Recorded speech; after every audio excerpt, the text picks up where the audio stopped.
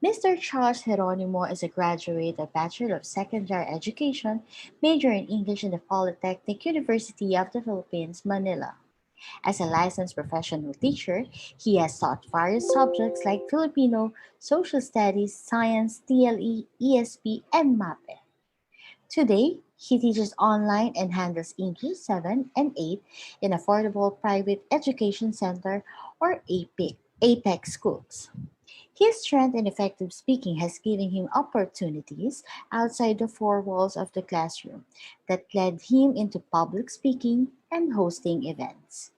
In his spare time, he attends different workshops that is focused on education and personal development.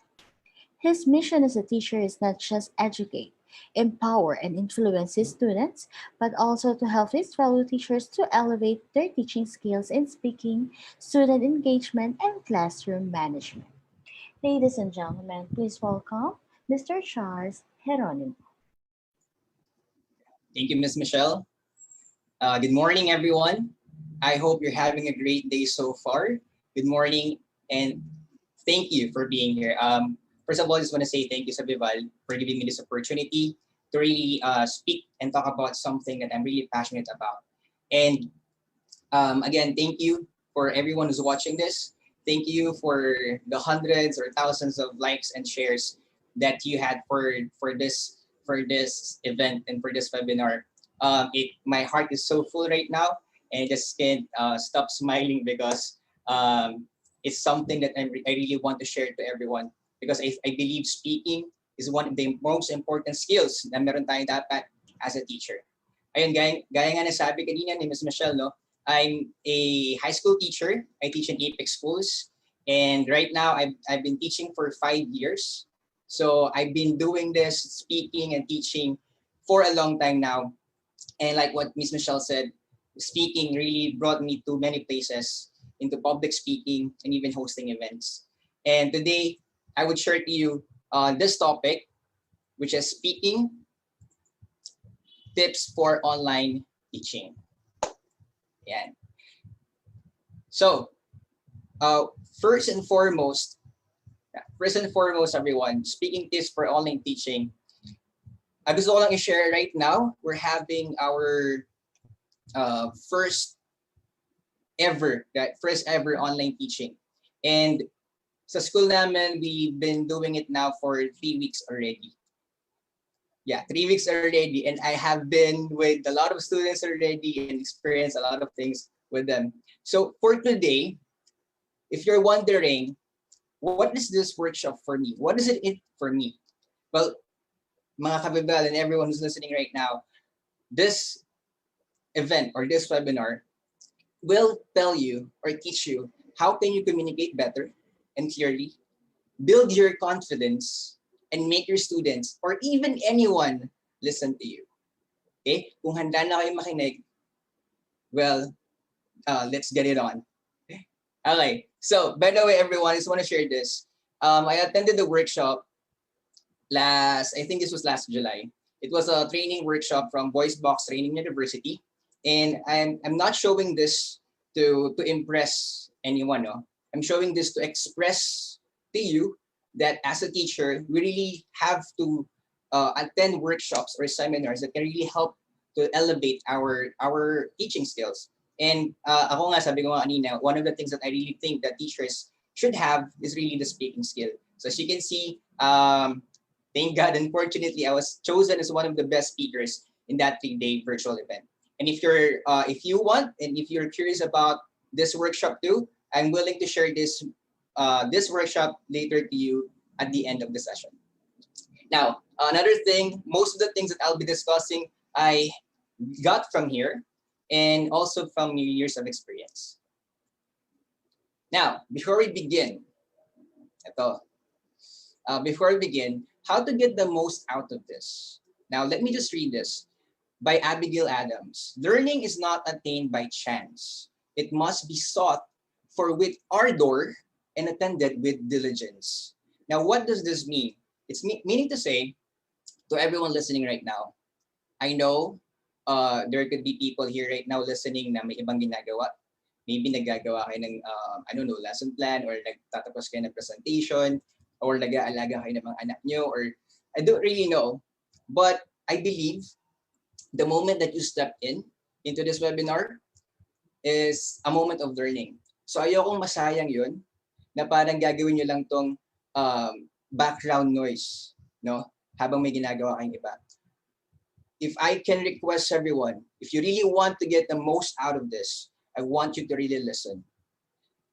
Because as you know, or if you don't know yet, when you talk about speaking, it's also important to listen. Most of the time, we speak a lot, we speak too much, but we always forget to listen. So hopefully everyone today, as you join me in this webinar, and to get most out of this, please do listen. And I also want to say that, again, it will be well appreciated and as a sign of respect.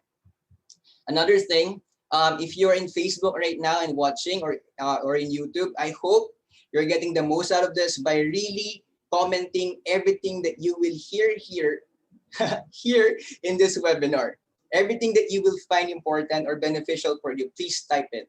I know, I think one of the things that we always type in this kind of webinar is like, good morning, #learnas1ph. Now that's good. That's good. But I want to also know where you are. And again, good morning, everyone. But I really would appreciate if what you will write more is what you will learn. So that when people go back to it, they cannot just, they will not just watch the video, but they can also see the learnings that you're having. And again, that is share, no, that is something that I would really appreciate, share and participation. And also, yeah, like having a share this video, share it to everyone that you think will benefit from it. Now, let's get into business. I have here 3 statements that I believe, hindi lang ako yung nagtanong, hindi lang ako yung nagsabi. Most likely, yung iba rin sa atin, nagawa na to, o nasabi na to. Maybe verbally, or maybe sa isip natin. Ito yung gusto kong mangyari, no? As I read this, I want you to really see alin dito yung baka nasabi nyo na. For example, number 1, in terms of speaking, nasabi nyo na ba na sometimes I feel like I'm talking to myself. Parang wala akong kausap. Kumbaga parang meron lang pro while you're talking. And teachers, I will tell you, there will be moments like that in online teaching. Number 2, ikaw ba to? I say it over and over and over and over again, and they still don't get it. Ano ba? Para na akong sirang plaka dito, and bakit hindi pa rin nila nagigets yung gusto kong sabihin? Now I know, di ba? Huwag natin itanggi, naisip na natin yan once in our teaching life. And number 3, it's almost as if they completely tuned me out. Hindi na talaga sila nakikinig sa akin. Just if I can share, before I became a teacher, right? Before became who I am today, I believe as an excellent speaker, I was really very awkward. Well, I mean, I can present, no, but you know, yung typical na estudyante kapag nagre-report ka sa harap ng klase, alam niyo yun, yung parang yung nag-stutter ka, ganoon ako. And nung nagpa-practice teaching na ako, ito yung malupit. For my first week, no, in my first class, when I started discussing, again, sabi ko nga sa inyo, awkward ako mag-discuss before, hindi ako pinapakinggan. Makikita mo sa isang side, may nagkakwentuhan, sa isang side, may nag-aayos ng buhok, sa likod, yung mga boys, naglalaro, hindi ko makuha yung attention nila. So, sabi ko, ayokong ma-experience na ulit to. Kaya from that day on forward, I said to myself, never again. So I did a lot of research, I did a lot of practice. That's why I came to this point. Now, again, I would like you to look at these 3 statements. And hopefully, in the comment, no, in the FB Live or YouTube, please do comment the number, 1, 2, or 3. Alin dito yung sa tingin mo, pinaka nasabi mo na in your years of teaching? Alin sa tatlong yan? Now, as you do that, gusto ko lang ding i-remind sa inyo na sino ba tayo? First and foremost, we are teachers, right? We are teachers. We are here to educate and to influence our students. And sometimes, nagiging isip na rin natin ay, this is this is something about me, and this is what I want my students to receive. So minsan, madalas, ang nakikita lang natin is yung fault on the other side, which is the students. Hindi sila nakikinig. Ayaw nilang mag-participate or hindi sila sumasagot kapag nag-zoom. Lagi naka-mute, walang camera. Pero ito yung gusto kong tanongin niyo sa sarili natin. And I also ask this to myself, no, most of the time. Why is it important for me as a teacher to be good in speaking? I think this is the most important thing that you need to realize. More than the statements on the previous slide, I think this question is something that you really need to ask yourself. If you can do it right now, if you can reflect for just 10 seconds, ask yourself, bakit ba importante para sa akin na isang guro para maging magaling sa pagsasalita? Kapag naisip mo na, gusto ko, itatak mo muna yan sa isip mo. Okay? As we go through, hopefully, makatulong din ako para matulungan ka din sa pag-iisip ng tamang sagot or ideal na sagot para sa question na to. Now, 4 things to remember before I go on to the actual topic. 1, change perspective. 2, authenticity engages. 3, awareness. And 4, audacity. Now, ano ba tong 4 na to? Number 1, change perspective. Sabi ko nga kanina, yes, we are teachers. Yes, we are here to educate. Yes, we are here to present the lesson to them. But you have to remember who should be the most that should benefit from it. Is it us? Na kapag na-feel natin, magaling natin na ituro yung lesson, okay na yon. Nasa tingin natin may ilang bata na nakagets, okay na yon. Change your perspective. Teachers, students will pay more attention to us if they feel that they are important. We are here to give them our attention. Minsan kasi, ang nangyayari sa change perspective, no, ang dami natin laging gustong sabihin. To the point na wala nang chance para magsalita yung mga estudyante natin. Let's give our attention to them. Let's focus the attention to them. Okay? Instead of us giving everything to them. Our goal as a teacher is not to give all the information to the students. Our goal is to help them think for themselves. Help them think about the topic, about the lesson. Okay? Because with that, we will develop better learners, not just followers. Number 2, authenticity engages. Be yourself. Be you. Okay? Now, but disclaimer, be your best you. Let me repeat. Be your best you. What does that mean? Maybe right now, you're wondering, kasi Sir Charles or Mr. Geronimo, hindi talaga ako magaling mag-speak eh. Hindi talaga ako like well-versed or mahina talaga yung boses ko. Now, okay, I understand that, but you have to remember everything, or rather speaking is a skill that you can hone, that you can grow, na pwede mong practicein, na pwede kang gumaling. Skill kasi yun eh. Hindi lang siya talent na dine-develop din yan at nagiging skill. So be you, be the best version of you. Because when students realize that you are showing your true self to them, they will really appreciate you more as a teacher. Number 3, awareness. Be aware of who your audience are. Sino ba nakikinig sa'yo? Estudyante, yes. Pero sino itong mga estudyante ito? You have to know your learners. You have to get to know them. And number 4, audacity. Be bold enough. Okay? Be bold enough to stand in front of a classroom, or right now, be bold enough to stand in front of a webcam and to speak. Be bold enough to, again, let's go back to number 2. Be bold enough to be the best version of yourself. And, speaking. Did you know, in terms of effective communication, there's a percentage. As you can see, 7% is more into words. 38% voice or the way you speak. 55% is body language. Now, body language is important in speaking, but I will not really focus on that. But some few tips that I can tell here in body language, if you are standing, right, like me right now, I'm actually standing as I present this talk or webinar.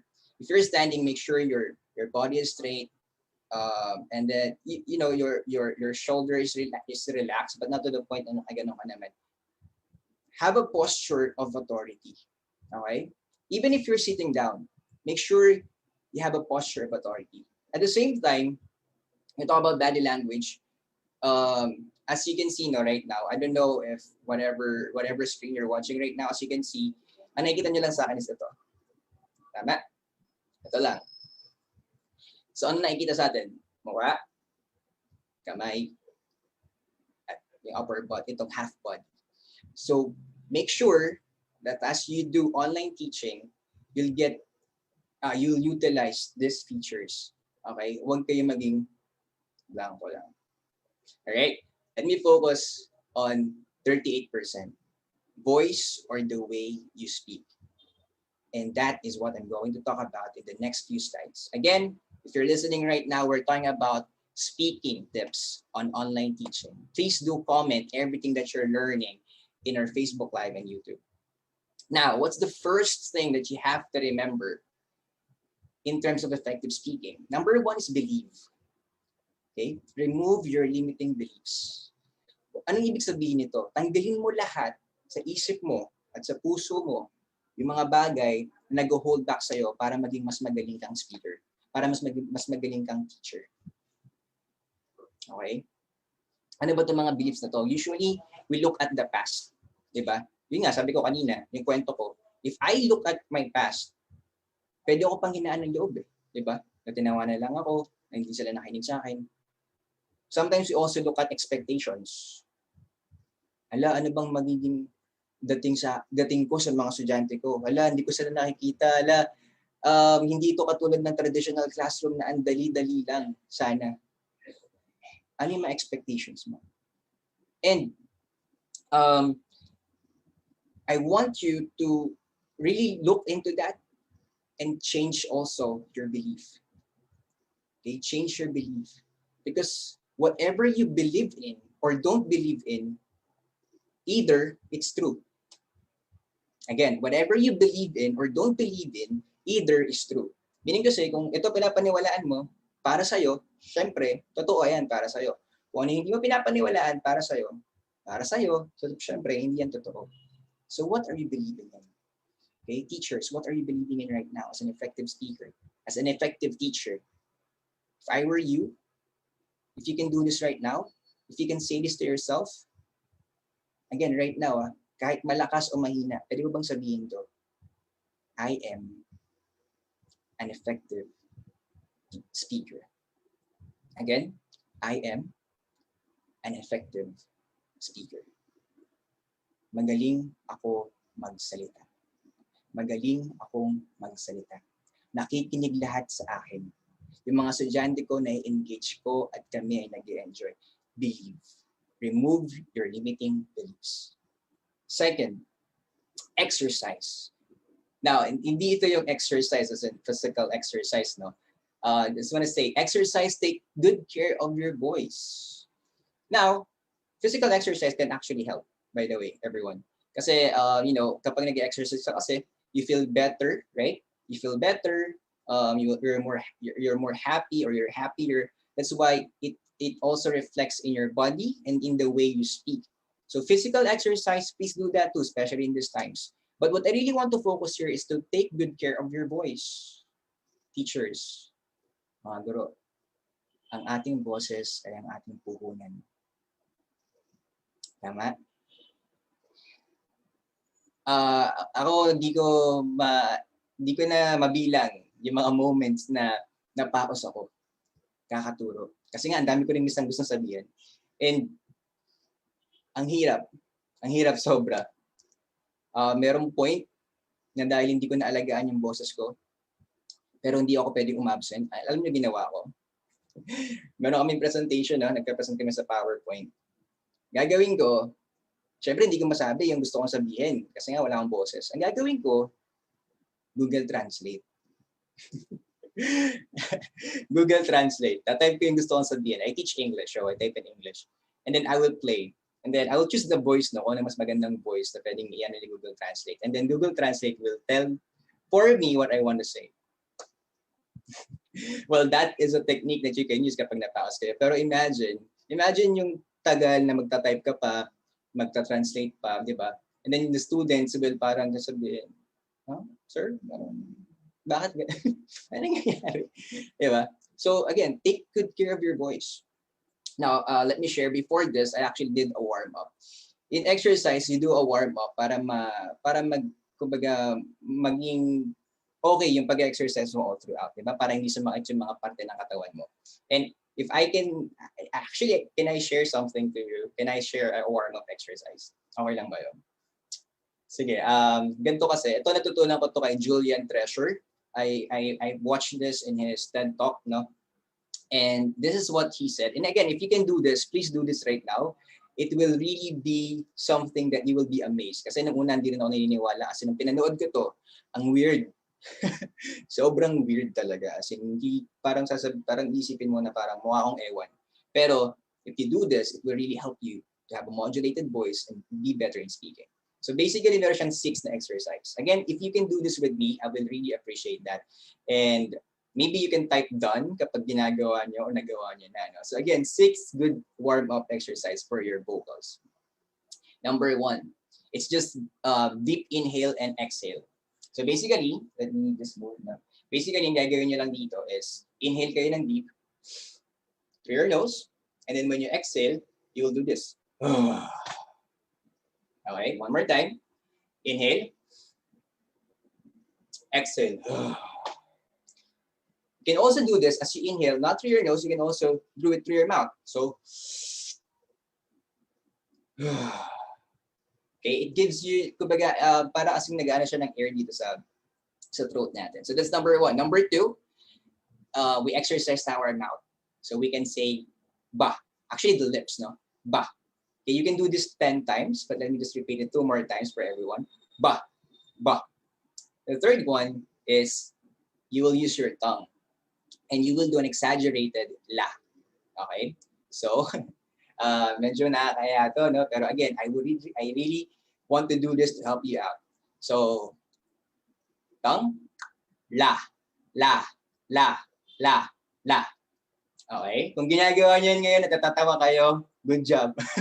Okay, pwede niyo i-try pa before kayo magturo. Number 4, ito favorite ko rin to sa labi ulit. Gagawin niyo lang, alam niyo parang motorboat, no? So gagawin niyo lang is ganito. One more time. But of course, please don't do this in front of someone, no? Kasi medyo hindi hygienic 'yon. At the same time, when you do that, please wag namang may laway, di ba? Wag namang may laway. And then next after that would be, I think this is number 5, no? Number 5 is R. So you do it like this.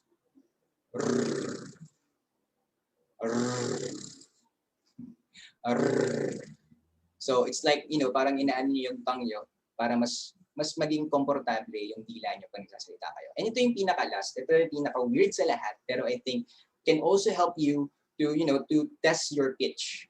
And I think Julian Treasure said that this is called the siren. Diba? Kunyari ngayon, this times, diba, meron tayong mga curfew, may narinig tayong siren kapag curfew niya. Parang ganoon lang din. Pero basically, ganito siya. Gagawin ko siya 2 beses. And again, please do it with me if you can. If not, if you're watching this in a replay, I hope you also do this too. So this is how it goes. So parang siren. Pataas muna tayo, tapos pababa.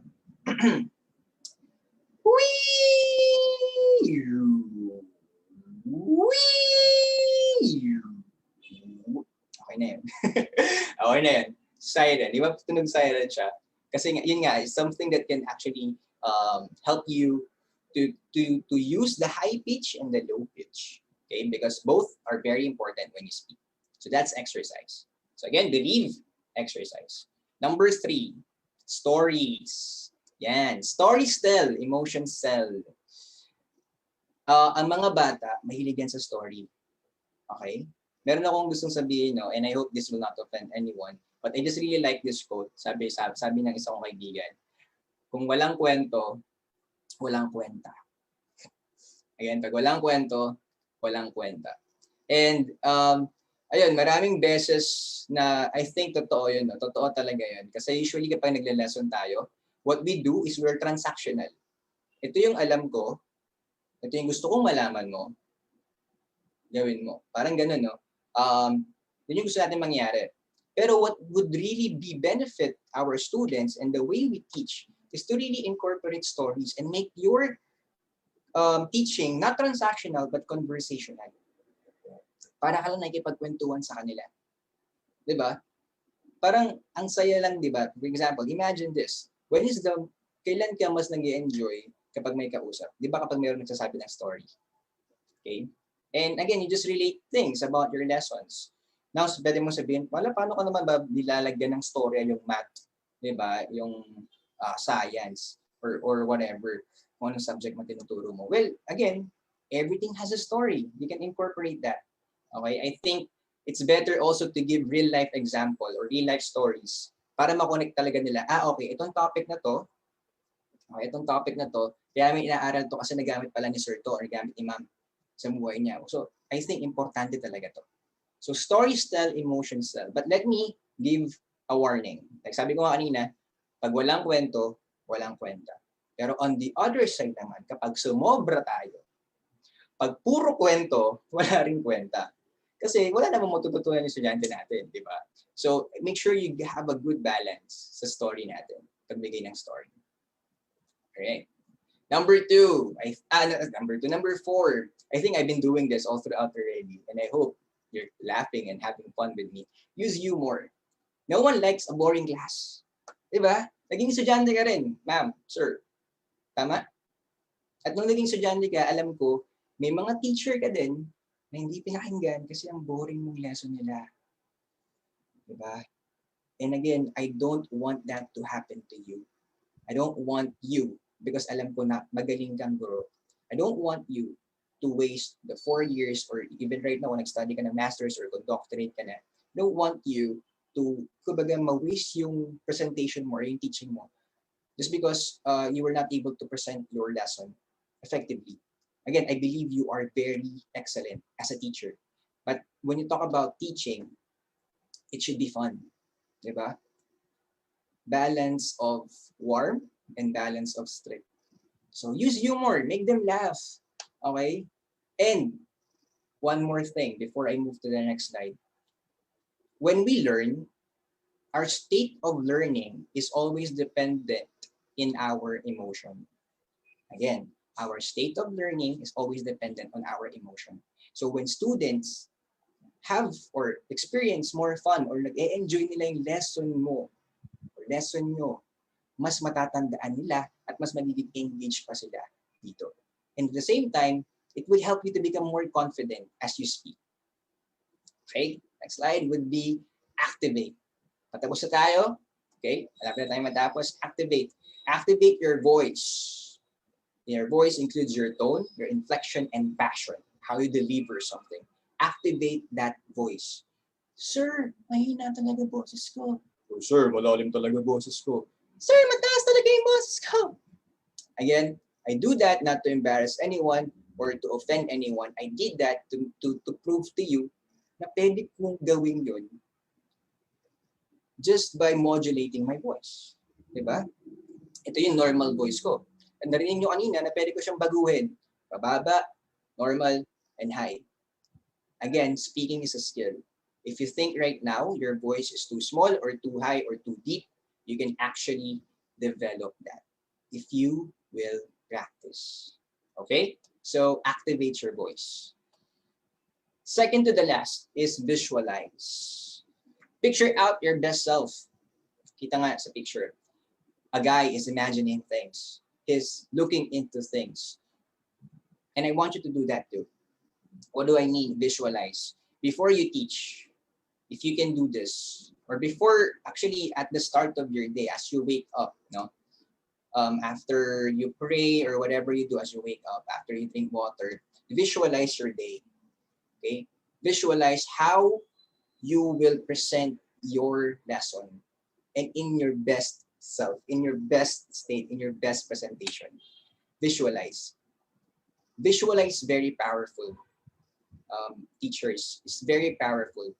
Diba? Para siyang faith. Eh. Hindi pa natin, wala pa siya dito, wala pa siya dyan. Pero sa isip natin, nakikita na natin. Ang power no is that when we are in the exact moment, of that visualization, kapag nandun na tayo mismo, kaya nating execute yun. Bakit? Nakita na natin eh. Diba? Ako, itong ginagawa ko, nakita ko na ito dati pa. Maybe hindi as sa VIBAL or what, pero nakita ko na yung sarili ko dati pa. Na mag-speak ako. And, you know, again, visualization is powerful. Now I'm here today. Thank you. Thank you, VIBAL. And last one, evaluate. All right, everyone, I hope you're learning a lot. And with the last point, it will be evaluate. Assess yourself. How? Well, basically, if you can do this, hindi naman kailangan every single day, no? Maybe in the first week of your online classes or your teaching, record yourself. Okay? A lot of video conferencing tools and apps can actually record your video. And what's good about this is that you see yourself through your through your eyes. Alam ko, magiging weird yun, promise. Sobrang magiging weird na pinapanood mo yung sarili mo. Baka nga magpapaganto ka pa, mapapakringe ka talaga na nakita mo yung sarili mo nagsasalita. Pero ang kagandahan nito, when you see yourself, you can correct yourself. Diba? Ayaw natin, ako personally, ayoko yung bata pa o someone else will correct me because hindi ko agad na-realize yun. At pwede ko namang gawin. Evaluate yourself, assess yourself. Kapag nagsasalita ka, saan ka ba hindi gano'ng komportable o ano ba kailangan mo pang i-improve? Ano ba kailangan mong bawasan o dagdagan? Kapag nagsasalita ka pakinggan mo yung sarili mo. Okay? Pakinggan mo yung sarili mo. How do you sound when you are talking to a webcam? Okay? So that when you teach, you know that, okay, this is how my students hear me. Ito, ganito ko paano narinig ng mga estudyante ko. When you do that, well, that will really make you an effective speaker.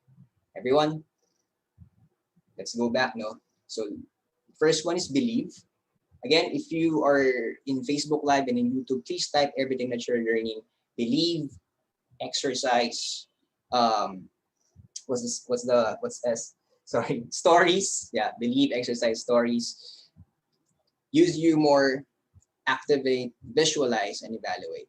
So basically, everyone, when we incorporate those things, the speaking tips on online teaching is basically be suave. Maging suave ka na guro. Be suave. Believe, exercise, stories, use humor, activate, visualize, and evaluate. And everyone, let me just say this quote by Henry Adams. A teacher affects eternity. He can never tell where his influence stops. As a teacher, you're not just a speaker. You're not just a communicator. You are an influencer. And as you stand or sit in front of a webcam and face your students in the upcoming school year, or if you're doing it right now, remember, you are an influencer. Whatever you say can influence the lives of your students. And I can attest to that. And I believe you know that this is true. Diba? Maraming estudyante na bumalik sa inyo na nagsabi, Sir, Ma'am, thank you. Thank you kasi sinabi mo sa akin to nung kailangan ko talagang marinig yun. Sir, Ma'am, thank you kasi sinabi mo to sa akin at naging mas confident ako sa ginagawa ko ngayon. Ma'am, Sir, thank you kasi sinabi mo pwede pala ako maging magaling na teacher, pwede pala ako maging magaling na writer, na scientist, na doctor, or whatever. Your words and the way you speak can influence a lifetime, and it will never stop. Okay, you are the greatest influencer, my dear teacher, my co-teacher. And I think this is my last slide. No, yeah. If you want to connect with me, I have my Facebook, Twitter, Instagram here, Charles Geronimo _ Charles Geronimo for Instagram. And before I end this webinar or my talk, I just want to say Happy Teachers Month, everyone. Baka hindi natin naalala. Happy Teachers Month, and I hope you have a great day after this. Thank you. Thank you very much, sir. So we will proceed with the question and answer po. So our first question po is from Miss Ford Celeste Dumas. Hi, sir. How does effective speaking help instill enduring understanding among our students? Can you please repeat po, Miss? How does effective speaking help instill enduring understanding among our students? Yeah. Thank you for the one who asked that question. Again, like I said a while ago, speaking kasi talaga, the way you speak and how effective you speak, no, it will really get the attention of your students. And if you get the attention of your students, there's a higher percentage na mas maiintindihan nila yung sinasabi mo. Kasi nga naikinig sila sa'yo. Diba? Mahirap naman kasi yung nagsasalita ka, naririnig ka lang nila, pero hindi talaga sila nakikinig. So ayun, I think that's how effective speaking will help you to really get the attention of the students, therefore giving you higher percentage of engagement and learning from your students.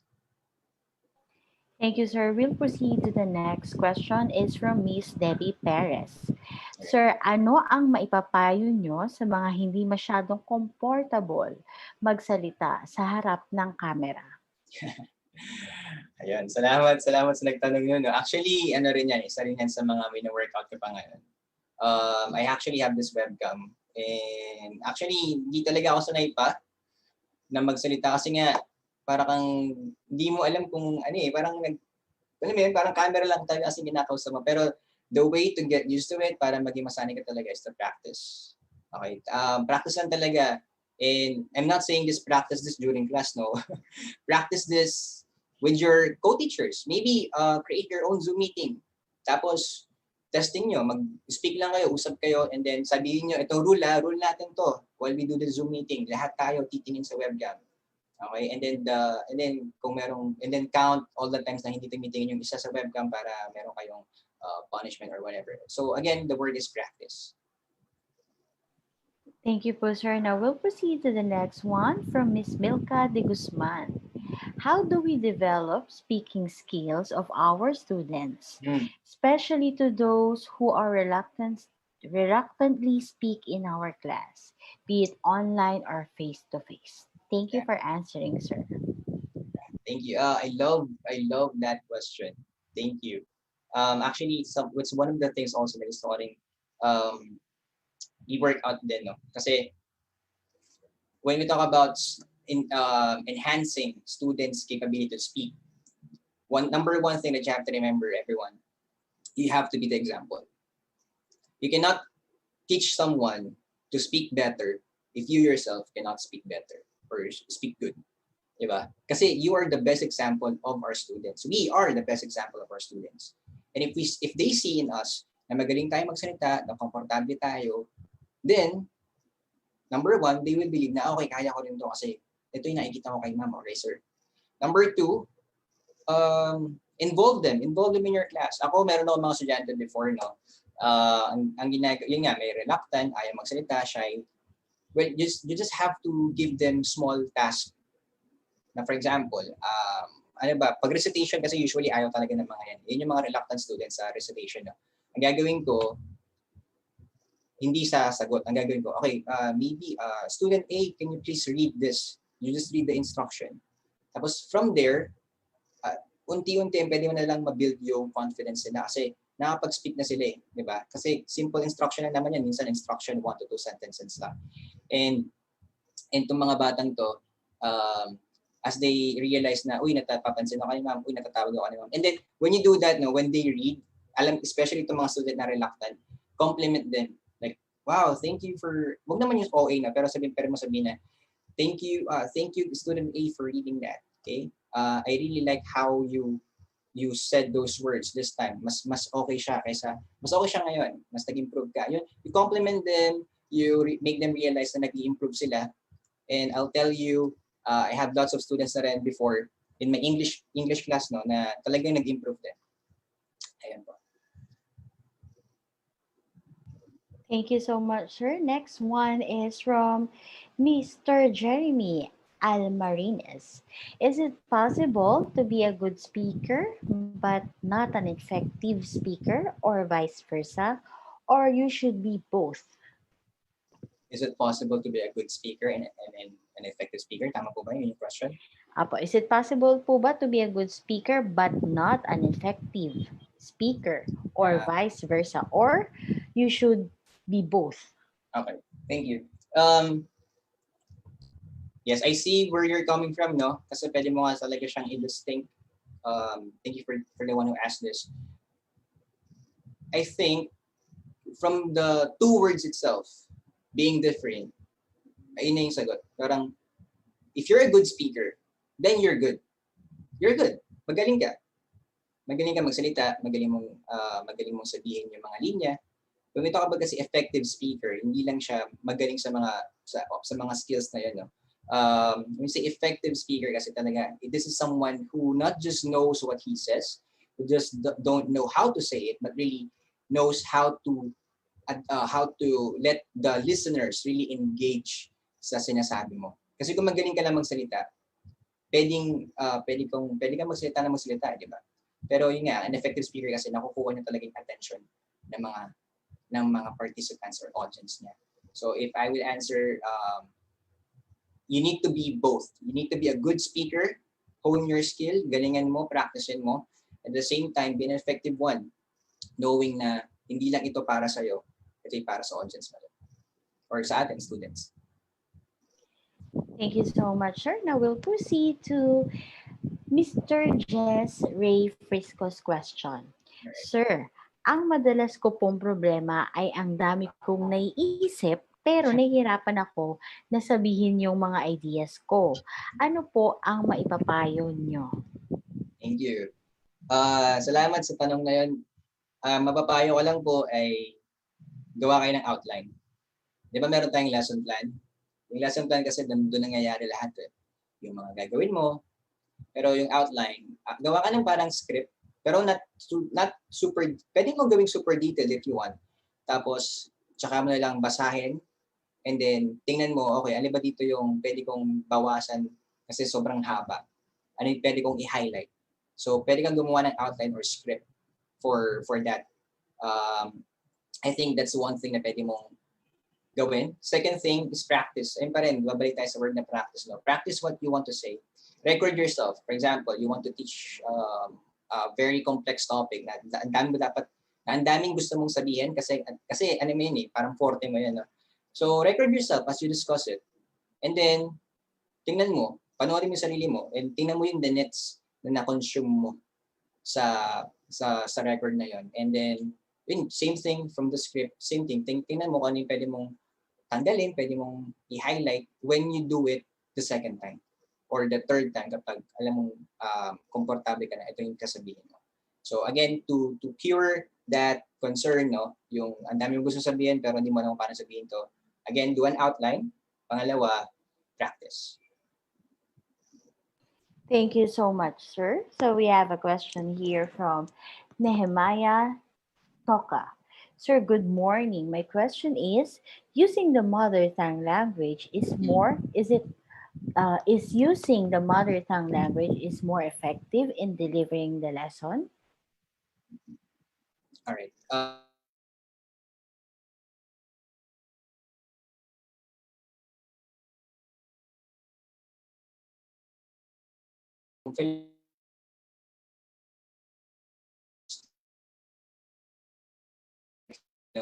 Pero kung English yan, syempre, hindi sila matututo mag-English kung magtatagalog lang tayo ng Tagalog or gagamitin natin yung mother tongue. But now, let me clarify this, no. Pero alam ko in the first or early years, no, in our elementary, if I'm not mistaken, mother tongue based talaga yung ginagamit natin. Kasi syempre, mga bata yun doon talaga sila mas matututo. Kasi yun yung nakasanayan nila sa bahay. Pero again, as they grow old, it develops. So, depende sa subject na itinuturo mo. And siguro ang tanong na to isa rin siguro maybe sa English pwede rin natin ipasok yan, no? Or sa subject na English yung ginagamit na language. Pwede ko bang gamitin yung mother tongue ko, for example, Tagalog, o ano man yung ginagamit ng mother tongue in teaching it? I think rule of thumb there is gauge mo. Kung baka English ka ng English, whether you teach English or science or math or whatever subject you're teaching in the language of English, um, gauge mo, naiintindihan ka ba talaga ng mga to kapag sinasabi mo tong in English? Or pwede baka naman, pwede mong gawin na as you speak in English, kung sa tingin mo, makikita naman yan agad sa mukha, no? Makikita agad sa expression nila, parang kukunot yung mga nila. And then you can gauge na, okay, I think hindi nila naiintindihan to in this language. Maybe I can use our mother tongue para ma-explain pa sa kanila. And then when you do that, balik ka lang ulit sa original language na tinuturo mo. So English, mother tongue English, para hindi nawawala yung essence of teaching of the actual language for that subject. So ayun, hopefully clear ko nasagot yung tanong. Thank you so much, sir. Now we proceed to the last question for today from Miss Luna Katakutan. Sir, how can we boost our learners' confidence to speak in our class, especially if they are tasked to do a public speaking activity? All right, nice. For the last question is a very good question. How do you build confidence to students? Let them realize that they can do it. Let's go back to the first letter that I said a while ago, just believe. May mga belief kasi yung students natin na napanghawakan nila. Again, could be from their past, from their expectations sa klase nila, or sa experience nila mismo. So what the first thing that we have to do is to break that mindset na hindi nila kaya o hindi sila confident. Kasi it all starts with the mind naman din talaga. Kaya yung kinakabahan o nahihiya, kasi yung nakasanayan niya. Maybe napagtawanan siya or maybe hindi siya nakapagsalita, sa in front of class. Kaya yung sa time mo na ikaw na yung teacher, hindi niya magawa. So again, first, make him or her believe that kaya niya. Second, second is teach him or her, our students, the right skills. If you are a language teacher, then you know how to do this, that you have the tools, you have the subjects, you have the topics in your lesson to really teach them. But if you're not a language teacher, but you really want na ma-improve yung public speaking nila, yun nga, pwede ko rin i-advise sa'yo sa nagtanong is yung kaninang sinabi ko na let them be involved in smaller tasks hanggang sa ma-build nila yung confidence nila. Kunyari, pwede rin naman, for example, group setup. Pwede mong sabihin sa groups na yun or group na yun na okay, mag-assign kayo kung sino magsasabi ng lines na to. Pwede dun sa pinaka nahihiya talaga, pwede yung parang sobrang maikling line lang para at least maramdaman niya na hindi ako out of place, na pwede para ako magsalita. And again, it will build confidence in our students. So, ayun po yung sagot ko sa last question natin for today. That's all the questions that we have for now, sir. Any last reminders to our viewers for today? Yeah, last reminders, everyone. Again, thank you for listening. Thank you for being with me. I hope you find a lot of value in what I discussed today. And if you want to connect with me, I have my Facebook, Twitter, Instagram being shared right now. And sabi ko kanina, the things that I mentioned today is actually most of it is from the workshop that I attended. And gusto ko lang din sana na invite kayo into this workshop. Actually, 2 workshops siya. Number 1 is teacher nakamute ka. It's from Voice Box Training University. Teachers, this is I think this is 12 to 16 days. Again, umaten lang din ako ng workshop kaya hindi ko masyadong yung information.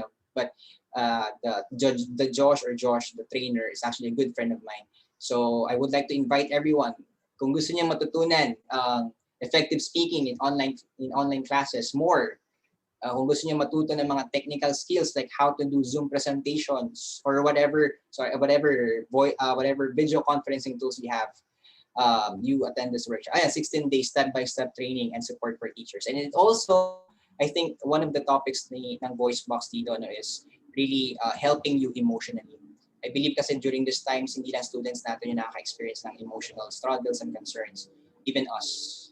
So, and last one, yung inattended ko ang workshop before, it's a 3-day intensive workshop, September 14, 15, 16. So that is next week, if I'm not mistaken, Monday to Wednesday, 4 to 7 p.m. This is batch 7. I'm part of batch 5. Gusto ko lang kayo invite dito kasi as teachers, I think we should share learnings from each other. And what's good about this, everyone, is again, if you can connect with me, if you can message me within today, the first 10 people, okay, the first 10 people, kasi binigyan ako ng voice box ng opportunity to give back then. The first 10 people that will message me, I will give you a discount sa workshop na to. So, ayun lang. Happy Teachers Month. Thank you for listening and hope to see you personally sa mga nakapalang nito. Thank you. There we have it. In behalf of VIBAL Group, I would like to thank you, Sir Charles, for being our speaker for this morning, for giving our viewers an insightful learning session. It is an honor to have you with us, sir. And to all our VIBAL viewers, all thanks to you for continuous patronage to our daily learning session. We do encourage you to subscribe and watch on our official VIBAL Facebook and YouTube channel. Muli, maraming salamat at magandang araw sa ating lahat.